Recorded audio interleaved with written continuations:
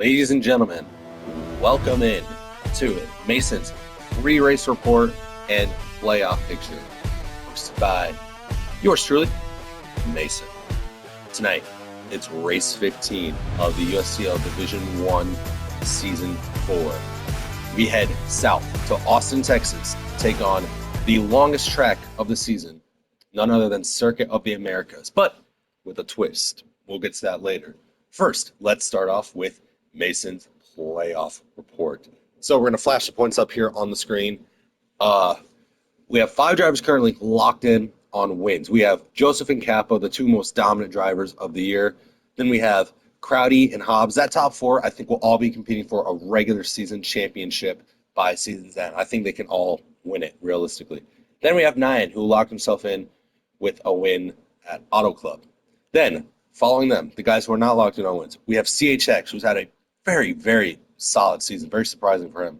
F. Sewell, kind of in the same boat. CJ, Alex, Mason, Cripple, Austin. Then below the cutoff line, Meep, Titler, 76ers, and Split. 76ers and, Titler and Split really have not showed up to any races lately. So, I wonder if they're going to make a push for the playoffs anytime soon, or if they'll be joining any races anytime soon.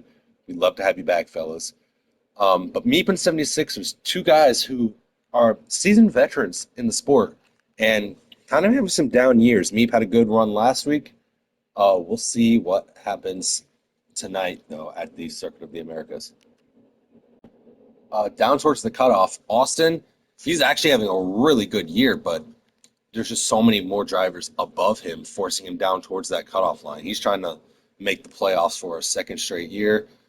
We have guys like Alex and Mason down near the cutoff line, 9th and 10th respectively. Guys who really are not, they're usually kind of up there in the points.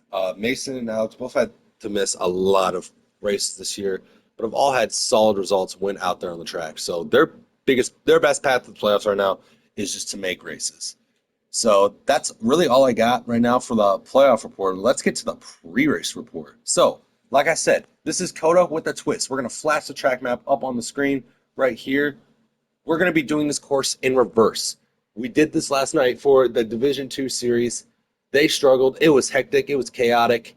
And I'm expecting no different tonight. So that uphill left-hand turn 1, that is now turn 20. So the drivers will make a right-hand turn, go down the hill towards the start-finish line into a really tight right-hander, which was turn 20. Now it's turn 1. I think the biggest problem area of this track is that super long straightaway out of turn 11. That it says turn 11 on the track map. That's turn 9 now. That's going to be a super long straightaway into a heavy braking zone, and then all the drivers will have to make a right-hand turn. I think that's going to be Calamity Corner tonight.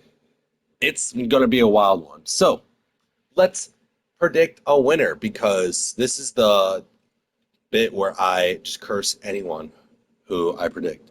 So tonight's winner, it's going to be a new winner tonight.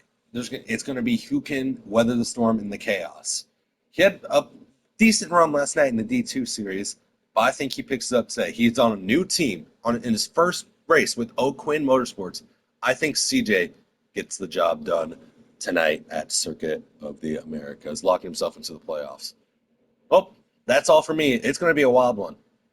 Who can survive the chaos and the carnage in Austin, Texas? I'm Mason, signing off. Let's have a hell of a night, fellas.